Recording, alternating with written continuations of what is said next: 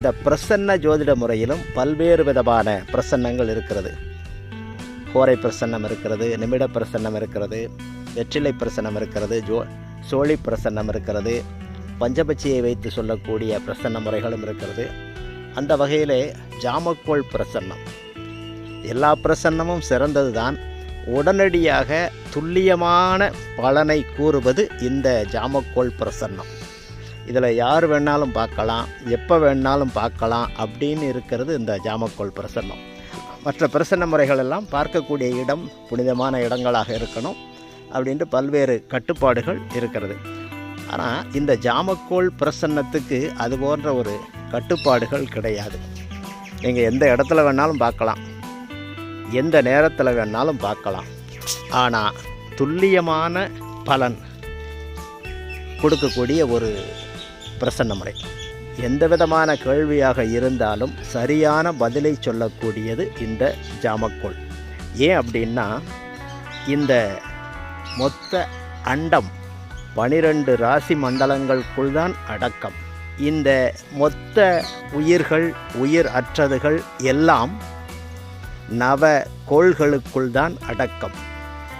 அதனுடைய காரகங்கள் தான் இந்த கோள்களின் காரகங்களும் ராசிகளின் காரகங்களும் தான் இந்த மொத்த அண்டமும்.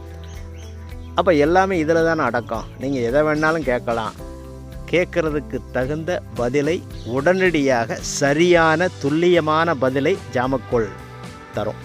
அந்த வகையிலே நான் பார்த்த ஜாமக்கோள் பிரசன்னங்கள் எப்படி பதிலை துல்லியமாக தந்திருக்கிறது அப்படின்றத நாம் ஒவ்வொன்றா பார்க்க போகிறோம். அதில் முதல் வகை, ஒரு 5 நாட்களுக்கு முன்பாக இப்போ எங்கள் கிராமத்தில் எங்கள் வீட்டுக்கு எதிர்த்த வீட்டில் இருக்கிற ஒருத்தர், அவர் வெளியூர்லேருந்து வந்து இருக்கிறாரு. ஒரு விவசாய வேலைகளுக்காக வந்திருக்கிறாரு. வந்தவர் நைட்டு எங்கள் கிராமம் அப்படின்றதுனால அவர் நைட்டு சாப்பிட்றதுக்காக பக்கத்தில் இருக்கக்கூடிய ஒரு டவுன், 5 கிலோமீட்டரில் இருக்கக்கூடிய டவுன், அந்த டவுனுக்கு போயிருக்கிறாரு. போனவர் திரும்பி வரல. நைட்டெல்லாம் பார்த்துருக்காங்க, வரல. அதிகாலையிலேருந்து பரபரப்பாகி போச்சு.